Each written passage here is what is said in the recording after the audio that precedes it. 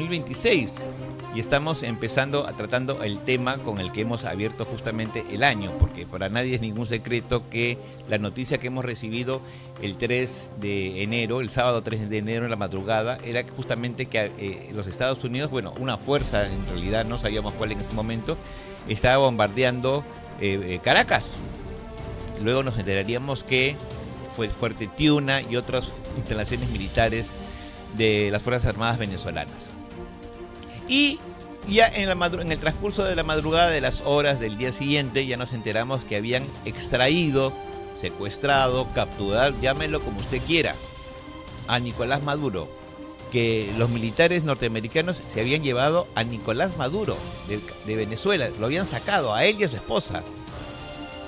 Entonces uno pensó en ese momento, como muchos pensó, yo pensé particularmente, y muchos pensamos, los venezolanos inclusive salieron a celebrar las calles, que era el fin del régimen de chavista de Nicolás Maduro, de la dictadura asesina y criminal que ha gobernado ese país durante 25 años. Pero no, nos damos con la sorpresa de que se ha quedado como vicepresidenta y presidenta encargada, porque ya juró, la señora Delcy Rodríguez, con su hermano Jorge Rodríguez como jefe de la Asamblea Nacional, o sea, el presidente del Congreso, digamos aquí, en términos peruanos, y Vladimir Padrino y Diosdado Cabello siguen intactos en el poder y ejerciendo todo el poder del mundo.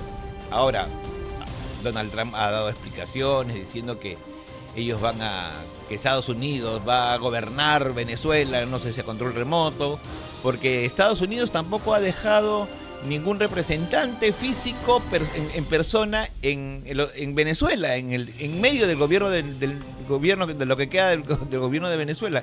No hay ningún personaje, no hay ningún virrey, protector como San Martín en su momento, o como Bolívar, dictador directamente, porque Bolívar cuando en la época de la independencia él se declaró, bueno, el Congreso lo declaró dictador del Perú, de frente, o sea, sin asco, poderes amplios le dieron a Bolívar sobre el Perú en ese momento, después de Ayacucho.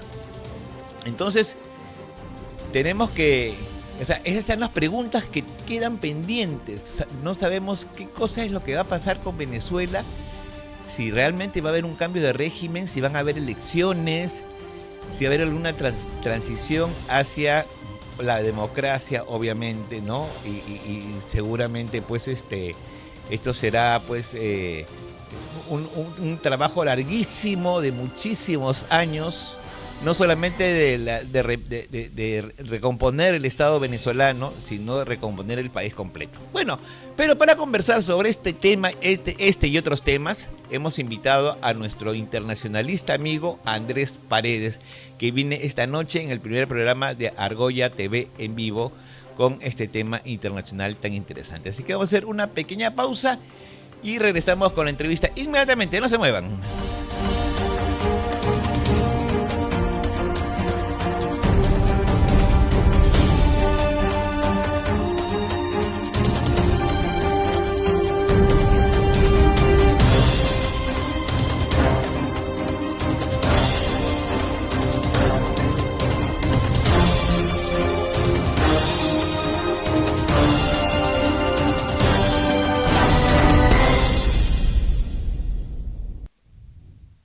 Muy bien, ya estamos conectados aquí con Andrés Paredes. Andrés, bienvenido a Argolla TV.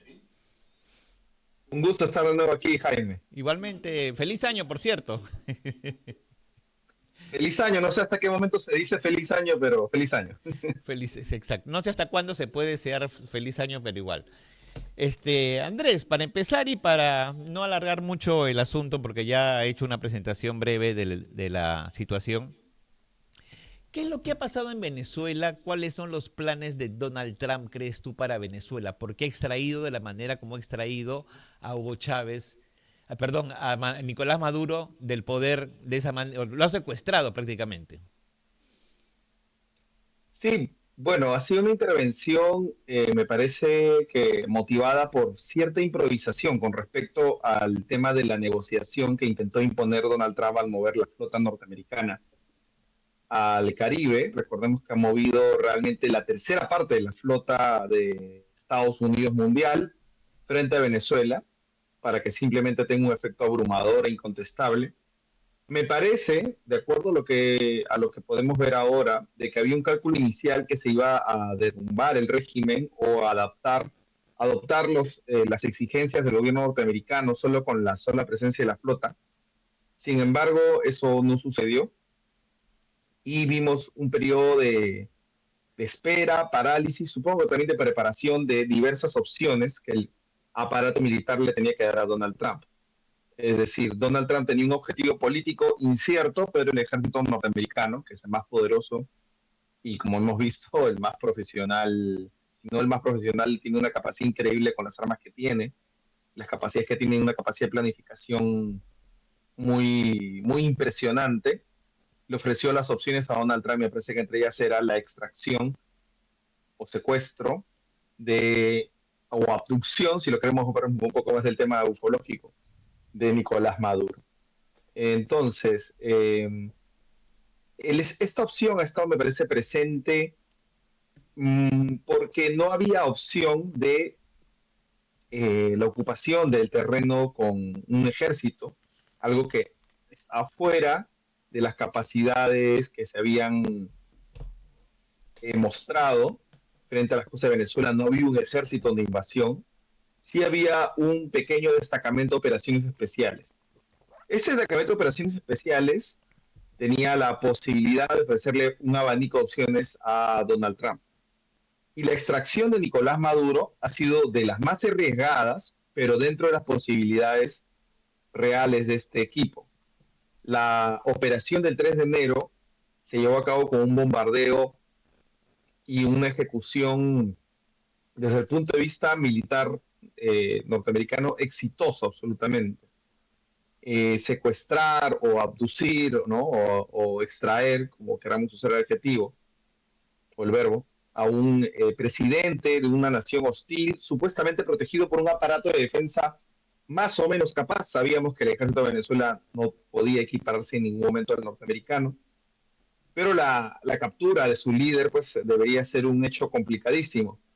Se llevó a cabo por factores, me parece, tanto de trabajo de inteligencia que hizo el ejército norteamericano, como cierto grado de colaboración que debe haber existido a nivel interno, que no es tanto como al comienzo se planteaba, porque se creía de que no había habido ninguna reacción de los defensas antiaéreas venezolanas o del ejército, pero sí la hubo. Hay imágenes que han salido que se lanzaron misiles y manpads, ¿no? Se usaron los manpads para misiles antiaéreos, y las imágenes muestran estos mismos misiles que cruzan el cielo, llegan a un punto en el cenit de su trayectoria y luego caen como si se hubieran perdido el alma. Esto es un efecto de las contramedidas electrónicas que probablemente tenían los Estados Unidos preparado para este tipo de medidas antiaéreas. Es decir, Venezuela se ha enfrentado con equipo de una generación, un par de generaciones anteriores de guerra a un equipo moderno y de última generación. Sin contar además con el tema de la corrupción y el mal mantenimiento del equipo militar en Venezuela, que eso es un tema distinto. Entonces, con esta extracción, secuestro o abducción, Estados Unidos ha logrado un golpe de efecto que simplemente podría parecer de repente al comienzo, pues más allá de toda la discusión que ha habido sobre el tema de la clara violación al derecho internacional de irrumpir en un Estado soberano para secuestrar a su mandatario, un gol político, porque obviamente Nicolás Maduro... Andrés, sí, aunque creo que Estados Unidos no reconocía a Nicolás Maduro como presidente de Venezuela, ¿no? Claro que no. Para él era el líder del cartel de los soles. Claro. Un líder narcoterrorista. Esa era la sombrilla legal con la cual Donald Trump y su aparato de gobierno había preparado el escape legal dentro del aparato norteamericano para poder intervenir en Venezuela, ¿no? Porque para hacer una interrupción de esta manera en un gobierno necesitas autorización del Congreso, salvo poderes de emergencia que se da al presidente. En este caso, la presidencia de Donald Trump ha abusado de estos poderes de emergencia para diversos casos, ¿no? Para el tema de los aranceles, para el tema del control antimigratorio y ahora para intervenir en otro país. Ahora, cuando Nicolás Maduro ha sido extraído y llevado al juicio en Nueva York, lo primero que ha saltado por los aires ha sido el caso de que sea líder del cartel de los soles. Lo que no implica que Nicolás Maduro y los suyos y su camarilla de personajes despreciables que han estado al mando durante tanto tiempo no tengan que ver con redes de narcotráfico o ilegalidad, pero no eran las cabecillas, no era el principal vector de narcotráfico en Venezuela, ni el segundo, ni el tercero, ni de cocaína, y menos de fentanilo, que era un poco el argumento inicial de la intervención de un Donald Trump que le había prometido a su electorado no intervenir en asuntos de otros países. Pero sin embargo, ya se ha mantenido el régimen se ha mantenido intacto, han extraído, ¿no?, al líder, digamos, pero Delcy Rodríguez ha ascendido a presidenta, de vicepresidenta a presidenta. El jefe del presidente de la Asamblea Nacional sigue siendo su hermano Rodríguez, Rodríguez, y Diosdado Cabello y Vladimir Padrino siguen en sus puestos también. Entonces, al principio lo entendíamos como era también una manera de provocar un cambio, ¿no? Y encima con la choteada que le pegó Donald Trump a María Corina Machado, peor todavía. ¿Tú cómo lo ves? Sí, en realidad, cuando veía el tema de las opciones militares de Estados Unidos en Venezuela, yo veía muy difícil que pudieran hacer un cambio de régimen, porque para ello tendría que haber tenido una ocupación militar o saber de que un sector militar está rebelándose contra la cúpula gobernante. Recordemos que en Venezuela, Nicolás Maduro, a diferencia de otros autócratas, digamos Vladimir Putin, no concentra todo el poder en su figura, sino está distribuido en diferentes personajes del régimen chavista y la extracción, secuestro o abducción de Nicolás Maduro solamente acaba con una punta de este régimen. El régimen sigue siendo un régimen chavista, no hay un cambio de gobierno. Tampoco se ha invocado en ningún momento ni la democracia, ni los derechos humanos, ni la situación injusta del pueblo venezolano. En ningún momento se ha ocupado el discurso de Donald Trump. Lo que ha ocupado su discurso es el petróleo, que ni siquiera el petróleo es la razón principal de esta intervención, sino es la razón pública que Donald Trump, de una manera desparpajada, la anuncia a su pueblo para legitimar este acto de agresión contra un país extranjero, cosa que había prometido no hacer, no meterse en líos ajenos. Considerando, Andrés, que esta incursión militar en el Caribe durante 4 meses ha costado más o menos 18 millones de dólares diarios, ¿no? Que en Sí, total claro. son unos 1.160, 2.200 millones de dólares. Entonces es un gasto fuerte. Y eso es un cálculo conservador. Recordemos que es la tercera parte de la flota norteamericana. Ahí está el portaaviones Gerald R. Ford. Ajá. Y el portaaviones Gerald R. Ford además cargaba una pequeña flota aérea que tiene el poder de un país europeo en una sola plataforma de combate. Así que hay un presupuesto mayor ahí por día. El gasto por día ha sido mucho mayor que 18 millones de dólares, sin duda alguna. Y tenía que tener algún retorno de inversión, porque recuerden que Trump se mueve en una lógica transaccional, ¿no? Para él es ROI, no ROI, cómo invierto y cómo obtengo algo. Sin embargo, la extracción obviamente de Maduro, como ya todos sabemos, no ha cambiado el régimen político en Venezuela, ni tampoco esta intención del gobierno de Donald Trump cambiar al régimen si es que obedece como un protectorado o como un lacayo, en pocas palabras, la voluntad de lo que dicta Estados Unidos. Y eso no es una especulación, no es una línea o titular de periódico anti-yankee, anti-hegemónico, sino es algo que ha dicho el propio gobierno norteamericano. Eh, vamos a gobernar Venezuela nosotros directamente y la transición ya veremos, cómo nos vamos a quedar con sus recursos de manera indefinida y los vamos a administrar nosotros. Entonces, lo que ha sucedido en Venezuela, ¿qué es? Es un cambio, de todas maneras, ojo para no dejar esto en blanco y negro, malos, buenos, etcétera. La intervención de Estados Unidos al secuestrar, extraer o abducir a Nicolás Maduro, sí abre una ventana, un árbol de posibilidades que antes no existía. Entre ellos está el derrumbe del régimen chavista. No por una acción directa, sino por un problema discursivo grave. Delcy Rodríguez ha aceptado sin mayor lucha y sin mayor debate las condiciones de los Estados Unidos y está abierta a debatir con a no debatir, sino a obedecer lo que diga Donald Trump. Y ha dicho abiertamente que se abre al diálogo y a la inversión norteamericana. Diosdado Cabello igual, lo hemos visto hace poco, a Diosdado Cabello que parecía que era el que iba a resistir a la voluntad imperialista con el cual se ha construido todo el discurso chavista. Recordemos que el armazón del discurso chavista se arma con un enemigo, se Claro. arma apoyado en la antihegemonía norteamericana. Y eso lo ha perdido en pocos días, si no diría en horas, con una pistola en la cabeza porque Donald Trump ha amenazado con que si no lo obedecen al que esté sucediendo en mando, sea de él o si da un golpe de Estado Diosdado, le va a ir peor que a Maduro. Y ya lo demostró. Demostró que las defensas venezolanas no hicieron prácticamente nada. Aunque sí, según los últimos informes, se hirió un piloto de un Chinook.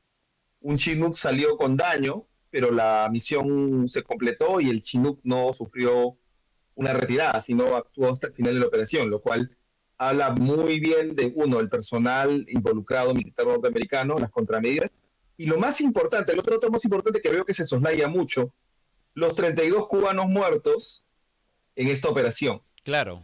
32 cubanos que no solamente eran el aparato de seguridad de Maduro, sino muy probablemente eran parte del armazón de manejo de Cuba a Venezuela, porque recordemos que si bien estamos hablando de que Estados Unidos se está comportando como una potencia extractora y despótica con Venezuela, que lo está haciendo, Cuba, sin un discurso tan claro, también extraía recursos de Venezuela y era un actor fundamental para que se impida un cambio en Venezuela y para lo cual habían exportado su know-how de cómo mantener una dictadura tantas décadas y además personal experto no solamente en vigilar a Maduro, sino en evitar que Maduro se les tuerza. Y ahí han muerto 32 cubanos, funcionarios de alto nivel, uno de los cuales era guardaespaldas especial de Cuba cuando llegaban figuras como Francisco I, el Papa, o John Kerry a Estados Unidos, lo veías allí al lado. Es decir, sus G.I. Joe cubanos, en pocas palabras, Jaime. Ninguno de estos hizo nada contra la Fuerza Delta que ingresó, hizo una intervención de otro nivel y eso ha sido una goleada de comandos especiales, porque ahí están las Fuerzas Especiales cubanas, ojo. Muchos de los cuales tenían 50 o hasta 60 años, pero algunos de los cuales tenían 30, 40 años. Tenían a lo mejor de lo mejor allí y murieron todos los que estaban cerca de Maduro. Ahora, Andrés, una pregunta sobre el petróleo de Venezuela. Se habla mucho sobre el petróleo de Venezuela. Ahora, Venezuela está produciendo más o menos 1 millón de barriles diarios de petróleo. Estados Unidos produce 20 millones de barriles diarios. O sea, Estados Unidos es el primer productor de petróleo en este momento, en el mundo. Lo que representa Venezuela es apenas el 1% de la producción mundial de petróleo. Entonces digo yo,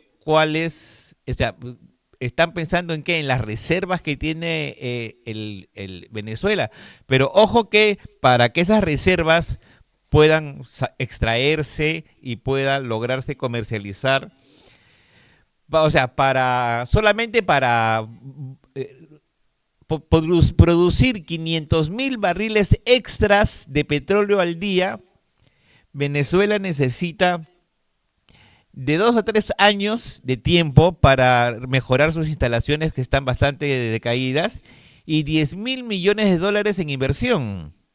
Y se calcula que para producir 3 millones de barriles diarios en total, se necesitarían 180,000 millones de dólares de inversión, que sería que inversión gringa. Pero no entiendo si, digamos, si a Estados Unidos le sobra el petróleo, ¿no? ¿Para qué invadir un país petrolero otra vez con estos líos que se ha metido?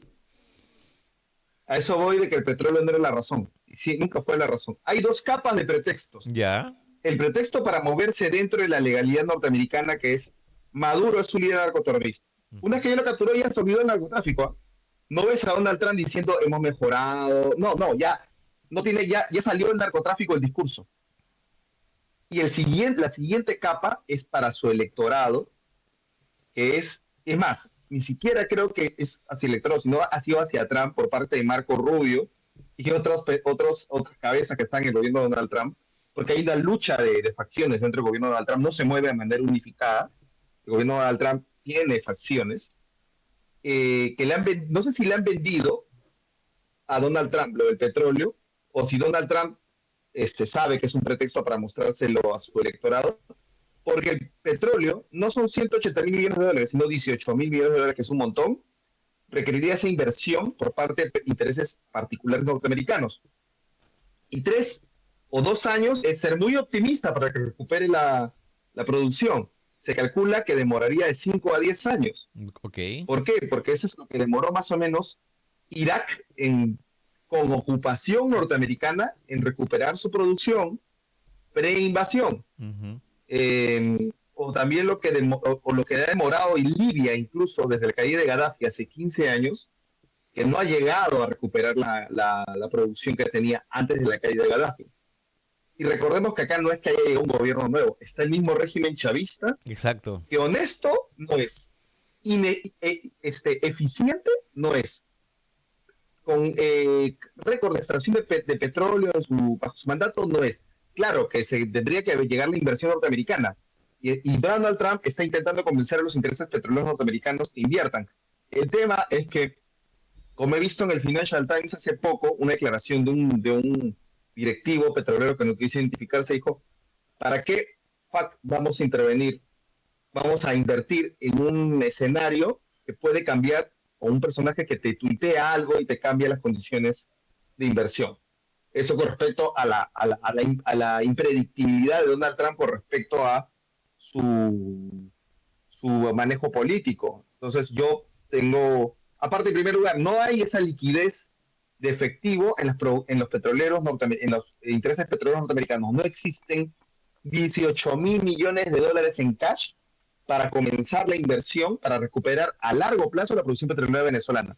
Si sucede eso, como dices, el petróleo de Venezuela no es importante para un país como Estados Unidos, que ahora es la principal potencia petrolera. Exacto, exacto. Es como, es como si, es como si Cuba te invadiera porque tienes azúcar, Por azúcar. ¿no? Porque tienes caña de Claro, azúcar. exacto. Sí. O Eso porque es lo que pensaba. queremos las reservas de ron de República Dominicana, Jaime. Vamos a invadir República Dominicana. Queremos ron, Ahora, ¿no? digamos, Porque tenemos que... poniéndonos en esta situación de a quién perjudica y quién gana con esto.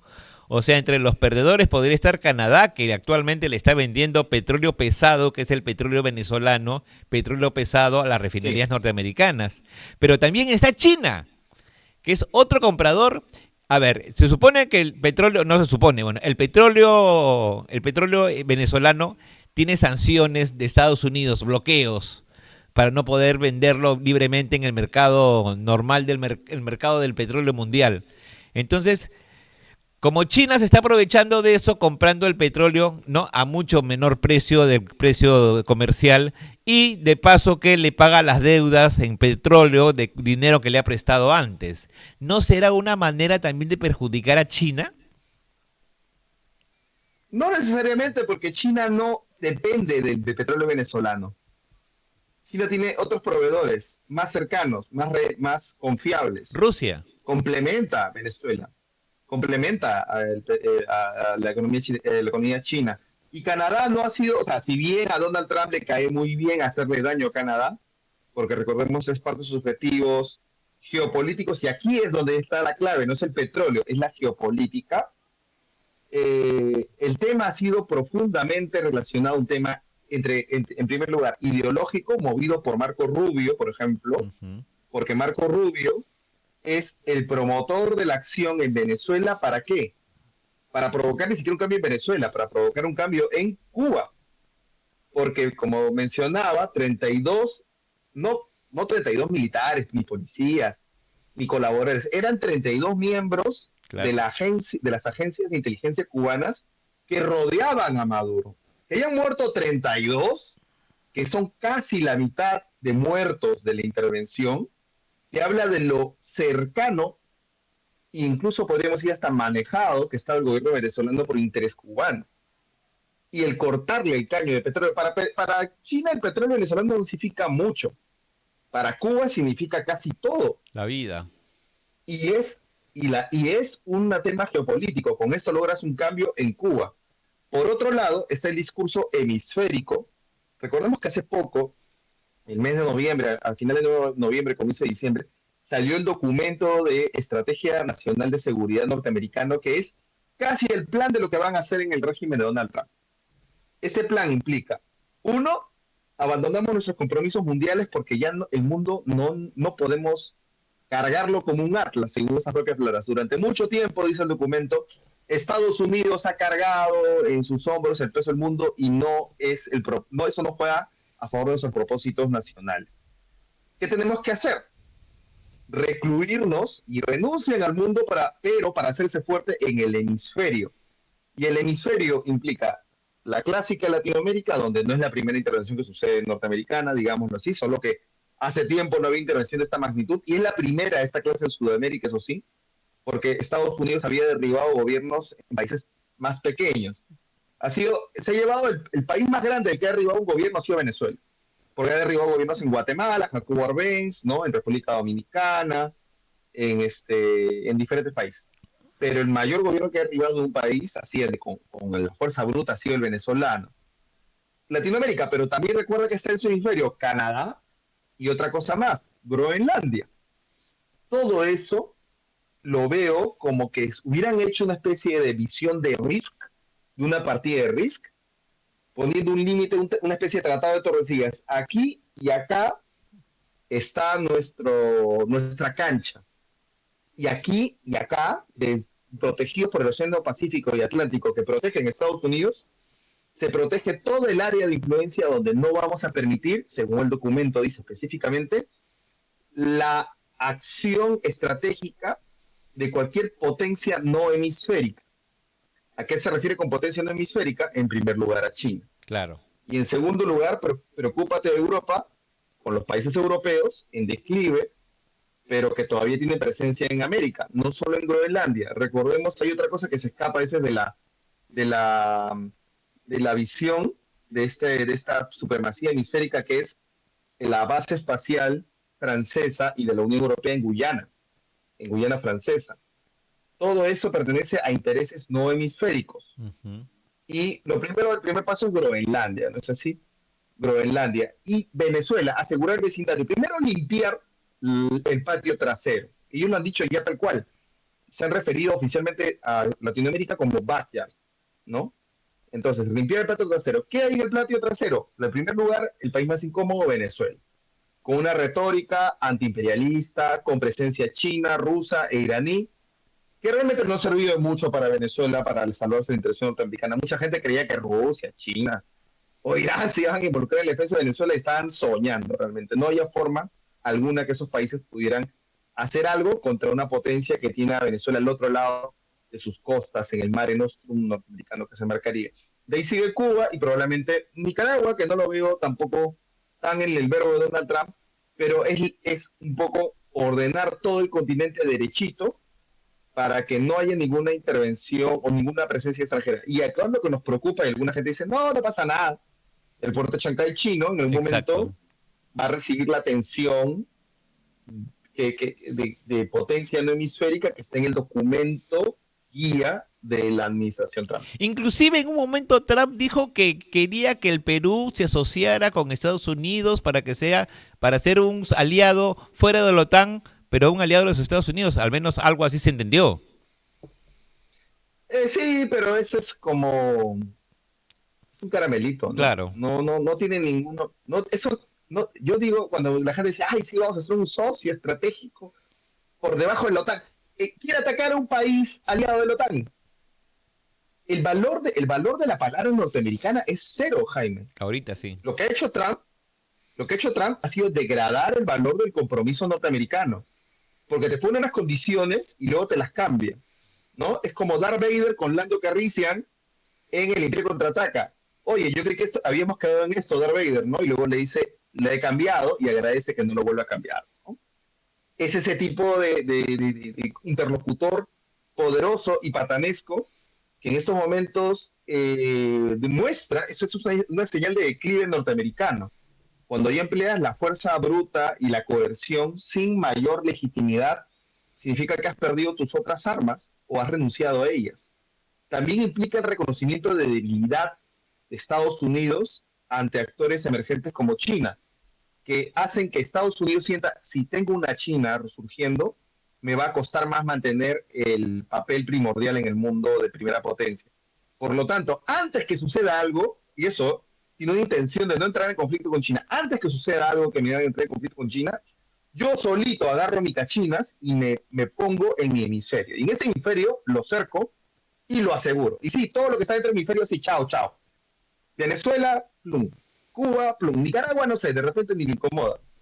Y Groenlandia, para sorpresa de todos, obedece a esa lógica, pero esa lógica debilita a Estados Unidos porque lo hace perder a sus aliados europeos. Exacto. Prefiere asegurar una Groenlandia dentro de una lógica de mapa, es una lógica de Risk, Jaime, ¿eh? Se ha metido en una lógica de Risk.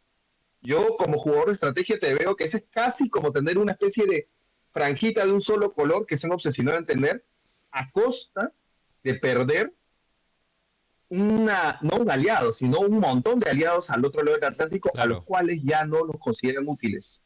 Les parecen muy woke. Y es más, en el documento nacional de seguridad dicen, lo vamos a salvar de esas influencias perniciosas.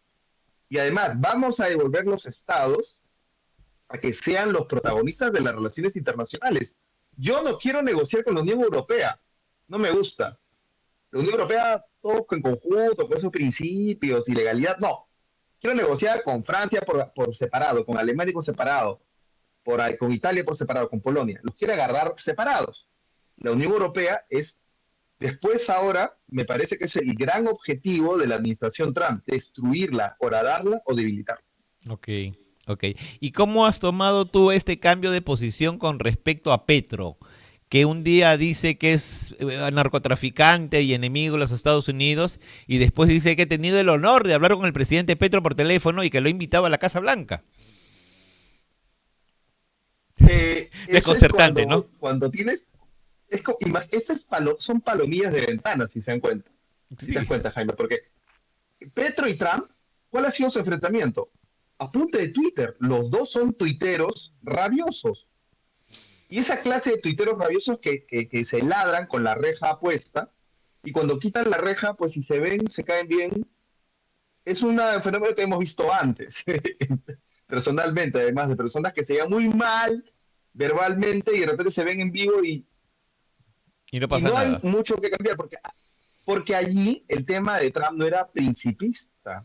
El tema de Trump era de demostrar poder y patanería.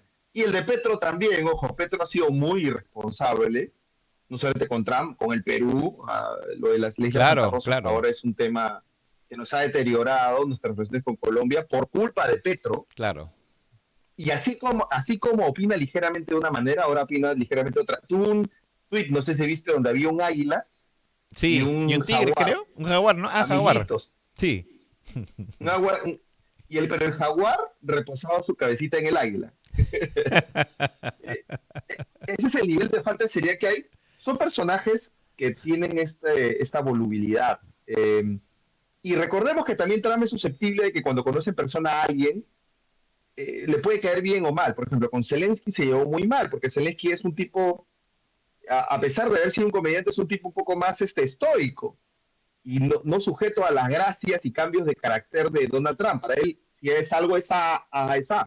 En cambio, para Petro, bueno, todo puede malearse, cambiar, y no es ideológico, sino es show, como Trump. Claro. Entonces, este encuentro de ellos me recuerda un poco el encuentro a otro nivel, Lula, que es un personaje más serio, ¿no? Que Petro, ajá, con sus corrupciones y todo. Sabemos que Lula es un personaje oscuro que lo han salvado y le han soslayado de la izquierda regional muchas cosas. Sí, de todas maneras. Pero como siempre. Lula, le han mucha complacencia siempre, ¿no? Con Maduro también en la izquierda regional ha sido bien totalmente, complaciente. Sí. Pero Lula es un personaje más serio que Petro y es un estadista de mayor talla. Y cuando se ha encontrado con Donald Trump, Trump también cambió su opinión con Lula. Y dijo, no, pero me ha caído bien el señor, ¿no?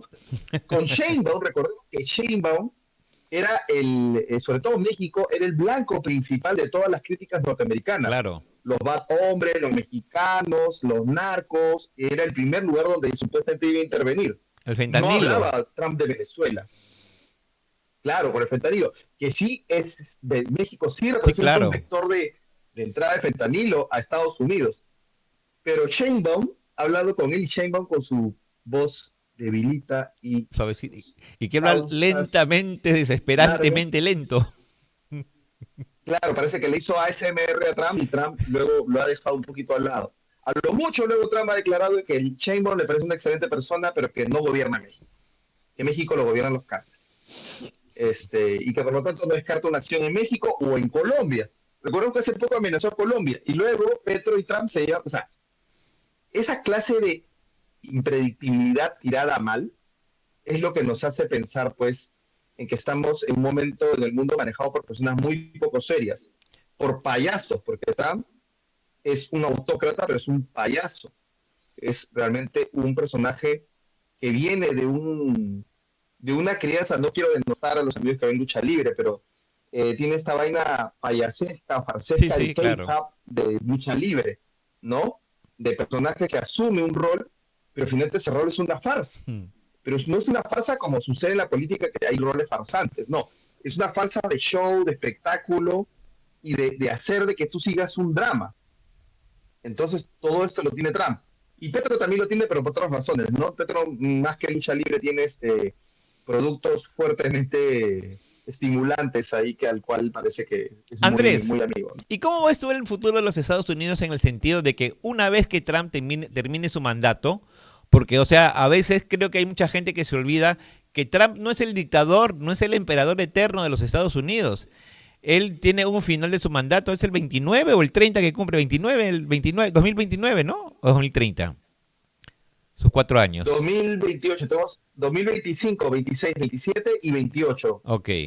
Los primeros días del 2029 termina su mandato. Ok. O sea, ¿Cuál va a ser tenemos el tres futuro? O sea, años y un el poco. gobierno que tome la posta, que muy probablemente sea el gobierno de un gobierno demócrata. Quiero pensar eso, digamos. No, ahora de repente ganan ¿Quién otra vez los sabe? republicanos, quién sabe.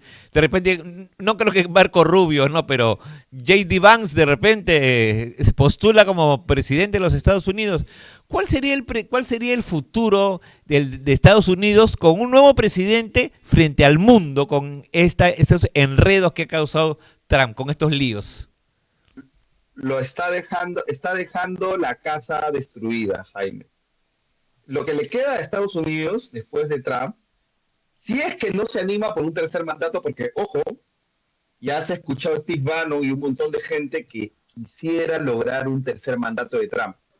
Y si tienen el poder para hacerlo, lo pueden hacer. Ahí lo que se interferiría nomás en eso sería el ciclo normal vital de las personas y Claro, la dieta llena de McDonald's de Donald Trump. ya está ¿No es muy así? viejo también. Mm, claro, y confiemos en la dieta también, esa dieta no tan sana que lleva, ¿no? Crucemos los dedos entonces Que por las haga su efecto. hamburguesas.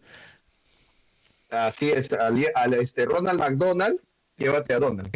Este, pero en caso que suceda lo que tendría que suceder, que es que llega incluso un presidente, imaginemos que asume Marco Rubio o J. Vance, o algún republicano X, o un demócrata, ¿no? Claro. Tim Walz, ¿no? En el caso que fuera Gavin un Newsom. demócrata, digamos, alguien del Partido Demócrata, un contrario a él, ¿cómo cómo deshacer todo este enredo? Tendría que ir paso a paso. Va a encontrarse un mundo desconfiado, incluso si intenta resarcir los errores de Trump, que no va a poder hacerlos todos, porque va a dejarle una posición bien comprometida a Estados Unidos en varias cosas. Muchos de los países van a decir, bueno, si tu presidente, dale Newsom o Tim Walz, o dale Bernie Sanders, viejito que llega al poder, dale, así fantasioso. Bernie Sanders. ¿Qué me asegura que en 4 años no me vuelva a aparecer otro Trump y me rompa Claro. lo que tú me estás ofreciendo? Ah, no, claro, Lo ya que sé. está dejando aquí, El mundo ya se asustó con Estados Unidos. No sabes en qué momento eligen otro loco. los republicanos y demócratas, a pesar de sus diferencias, habían mantenido una línea constante norteamericana de predictibilidad. Eso se ha roto con Trump. Y eso hace que sea un país menos confiable. Porque te dice ese histórico, ¿qué me garantiza que no me vuelva a venir otro Trump al poder? Claro. porque tienes un electorado que apoya este tipo de figuras. Recordemos que tienes un electorado que apoya que esta persona genere un reclamo de Groenlandia porque es de necesidad norteamericana, no porque sea históricamente norteamericano, ni siquiera porque cuando Putin decía Ucrania ha sido antes Rusia, o hemos sido parte de la Unión Soviética, o Crimea ha sido rusa 200 años, no. Groenlandia no ha participado jamás en la vida norteamericana, simplemente la quiere, y lo he dicho abiertamente, porque la necesita. O sea, porque le sale del forro, de las ganas, del fondo de su corazón, que quiere Groenlandia y se la va a apoderar de todas maneras, sea como sea. Ahora, te quiero preguntar y quiero Así aprovechar es. porque tenemos el tiempo ajustado, sobre Irán. ¿Qué Sí, está pasando en Irán? ¿Caerán por fin el régimen del Ayatollah Khomeini? ¿Tú cómo lo ves? yo vi las protestas similares en 2022 y hasta el día de hoy he sido escéptico con respecto a lo que podrían lograr esas protestas. Pero durante el transcurso del día he visto imágenes que superan el impacto de las protestas del 2022, que recordemos que en el 2022 la represión iraní cobró 500 muertos, Claro, sí, brutal fue. 500 muertos de las manifestantes. Y los manifestantes acabaron con fuerza del orden, quemaron comisarías. Ahora he visto lo mismo, derrumbando símbolos de la República Islámica, quemando Exacto. comisarías y avanzando hacia el sector gubernamental. Si avanzan demasiado, el régimen que tiene, recuerda Jaime, la Guardia Revolucionaria, que más que para luchar por Irán está para luchar por los ayatolas, son los guardianes de la revolución y fue creada explícitamente para que el ejército no le diera un golpe de Estado a los ayatolas, sería la línea de resistencia final. ¿Qué tan horadado o qué tan desmoralizado están? No lo sé, pero creo que han estado preparándose igual para un escenario similar. Lo que podemos ver es un baño de sangre. Ahora, si es que por alguna casualidad, que yo espero que suceda, todavía lo veo improbable, pero por lo menos un poco más probable hoy día, se derrumbara el régimen, he visto que lo principal que están exigiendo para la sucesión no es directamente una democracia tal cual, es el regreso del heredero del Shah Reza Pahlavi Hmm. al poder, a una nueva monarquía. He visto a León de la monarquía de los Pahlavi izado en banderas que piden monarquía. Ahora, sería una monarquía de repente constitucional, no creo que llegue Quizás, un monarca claro. absoluto, ¿no? Andrés, Eso se lo pero a haría Irán para... diferencia de las anteriores revueltas, esta vez está empeorada, digamos, por la situación que lleve de la crisis económica terrible que vive Irán, ¿no? El dólar se ha triplicado hasta creo que 1.400.000 riales el dólar.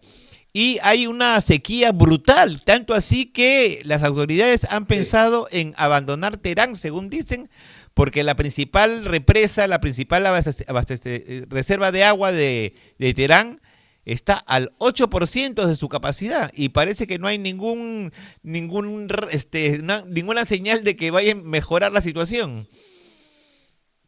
sí, hay una crisis hídrica, pero que ha tenido, ojo, o por si acaso, precedentes en Irán, solo que esta es la más grave, que ha afectado, pero también lo que existe no es razón de reclamo de agua ni nada, es lo que decía que era por un tema económico, es cambio de régimen.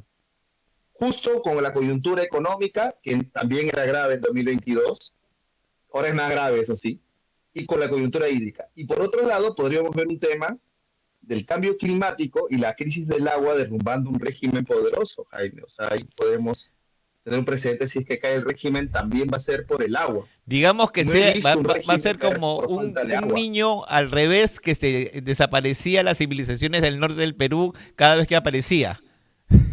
Pero eso es al revés, sin agua. Exactamente, al revés. Bueno, las elecciones del norte también desaparecieron por cambios climáticos, ¿no? Los del halcón norte peruano, y por Claro. falta de recursos hídricos. Muchas de las zonas que uno ve desiertos antes eran valles fértiles, por donde circulaban canales creados por el hombre para, digamos, administrar los recursos hídricos que llegaban de la sierra. Pero cuando eso falló, cuando el clima cambió, esas civilizaciones se derrumbaron. Entonces podríamos ver el régimen derrumbado por falta de agua.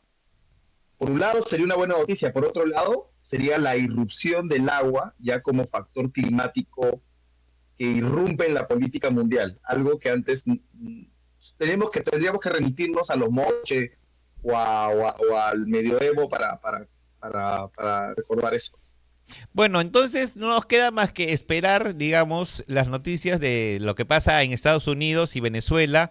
O sea, si al final va a haber algún tipo de transferencia del poder, una reinstalación de la democracia, de eso no se ha hablado, no hay No se planes hasta el ve, momento de ningún no tipo. se, no se ve, no se ve en el horizonte.